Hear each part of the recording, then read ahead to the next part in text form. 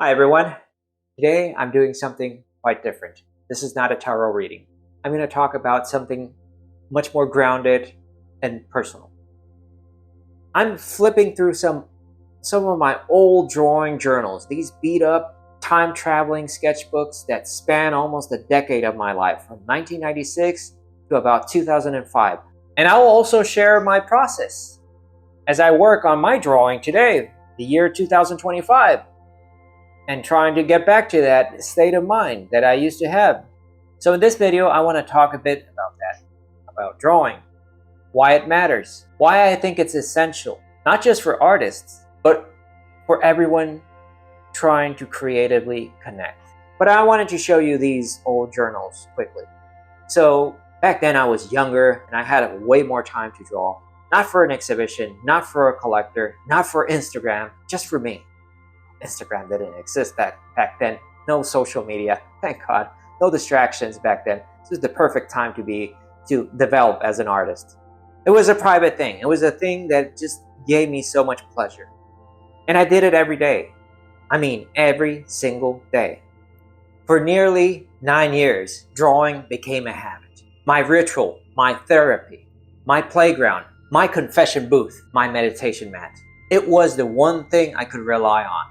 No fancy materials, no pressure, just a pencil from a local pharmacy or school supply shop. Back in the day, when getting art supplies meant a long trip to San Juan or settling with whatever you could find. Since then, I've kept drawing, but not always consistently. I've focused more on my paintings, which is the work that most people know me for today, besides the tarot. But drawing has always been there. Quietly, faithfully, waiting. People ask me, what did you learn from drawing so much back then? And here's the truth. I didn't just learn how to draw. I learned how to see. I learned to see the world around me, how to observe, how to absorb nature, how to listen. But more importantly, I learned to see what was going inside, within. I became more aware of my own feelings, of what was going in my thoughts, in my head.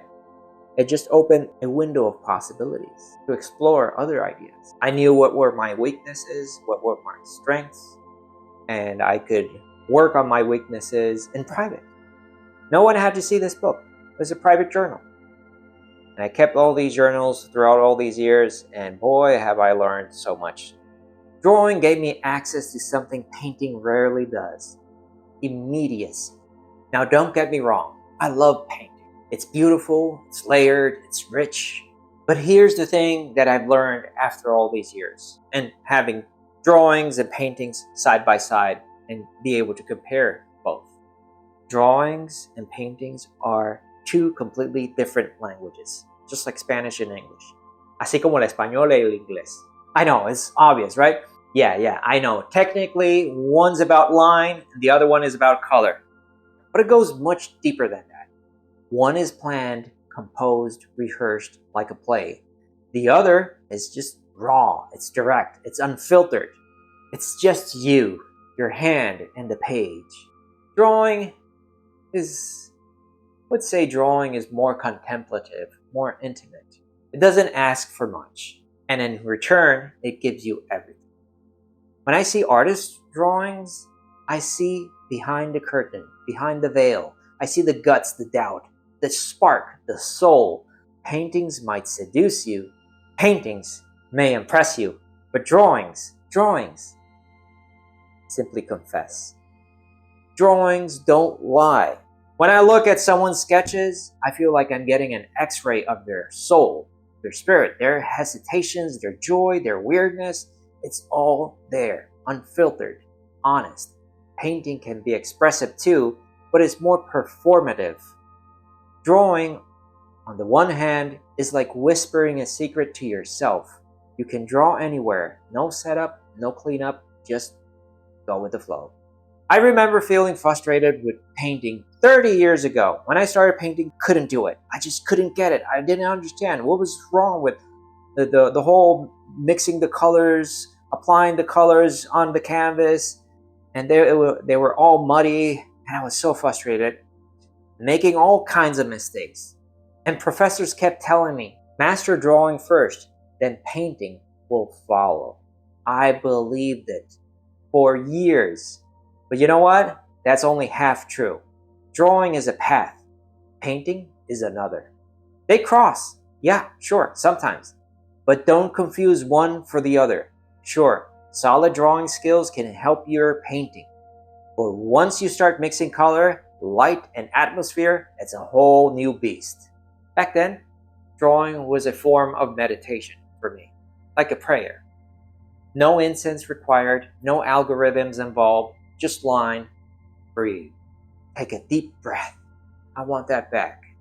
I miss that. I need to take it back. I need to reclaim those lost habits of drawing because I've been so much involved in painting. And it's been a fun ride, and I'll keep painting. But I feel like drawing is the very essential foundation of everything.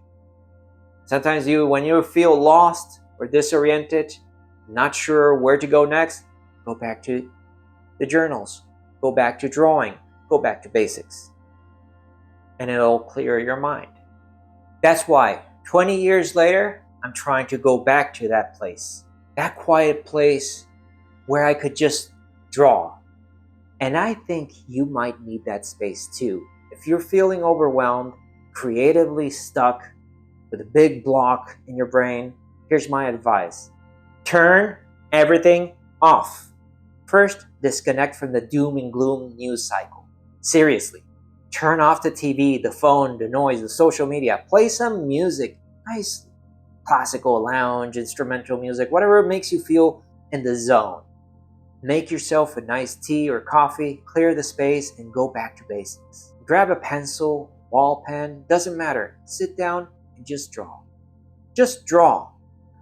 And if you're looking for something to draw, start with what's around you. A plant, your coffee mug, the cat, your own hand. Draw from memory. Draw from imagination. Just draw.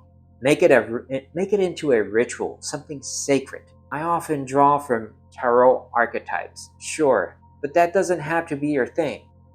Sometimes I write in my journals. Sometimes I don't. Sometimes it's a drawing of a tree. Other times it's just lines and shapes. Pick a time, pick a place. Make it your daily ritual. And it doesn't have to be a New Year's resolution. You can start any day. Don't aim for a masterpiece. Don't wait for inspiration. Don't worry about mistakes. Keep it private. Don't rip out a page. Keep it all. The mess, the beauty, the screw-ups, because all of those stumbles make your good steps shine even more. Even the ugliest pages are valuable. They're proof that you showed up, that your hand moved, that you were present. So I've started drawing again, every day, even if it's just for 10 minutes, even if it's nonsense, even if it sucks. And maybe you're thinking, but Patrick, I'm not trying to be an artist. That's fine. This isn't about becoming a great artist. It's about becoming more you, more focused, more grounded, more aware of your surroundings. You don't need AI. You don't need filters. You don't need Photoshop. You don't need validation. You just need a quiet corner and a pen. And I want to invite you to join me. Not to build a portfolio to become a great, famous artist. Just for you. Don't draw for Instagram. This is your sacred space. No pressure, no perfection. Nature is the best teacher anyway. Sit quietly with a leaf or a ball or a simple object for just 10 minutes. You'll learn more from drawing that than watching 20 drawing tutorials on YouTube. Now look, I get it. AI can generate an image in 5 seconds. Many of us don't have time, but ask yourself, does it feel the same? Is it really yours? Does it leave you with that soulful hum? The one you get after filling a page with your own hand? I say no, not even close. Drawing is basic, fundamental, but it's also hard to master. It's deceptively simple, one line at a time, but in that line is your rhythm, your breath, your heartbeat, your story. There's an ancient Latin proverb that says, Nulla dies sine linea. Not a day without a line. One line a day. That's it. That's the pact. And maybe you're not trying to be an artist. Maybe you're a writer, a musician, a teacher, some other creative field. Doesn't matter, because at the end of the day, lines are the beginning of everything. Writing, painting, design, architecture, animation, comics, it all starts with a line. Lines are where all art begins, where all ideas begin, where you begin. So yeah, this is what I've got for you today. Nothing fancy, just a simple reminder. Draw. Try to draw. Give it a try every single day. See what comes of it, one line at a time. Let me know in the comments if you want to hear more about journaling, sketchbook rituals, or how drawing can reconnect you with your creative core. I'm here for it. And if you're feeling stuck, try this. One line today, and maybe another tomorrow. That's how it all begins. Anyway, that's all I got for today. As I always say, may the gods, muses, angels, whatever you want to call these timeless cosmic archetypes be your guides and inspiration. Till next time, peace. Thank you very much for sticking around till the end. If you enjoyed this video, don't forget to like, hit that subscribe button, and tap the notification bell so you don't miss out on future content. Also, check out the video on the screen right now for more insights and inspiration. Your support means everything to me and helps this channel grow. Thanks again, and I'll see you in the next one.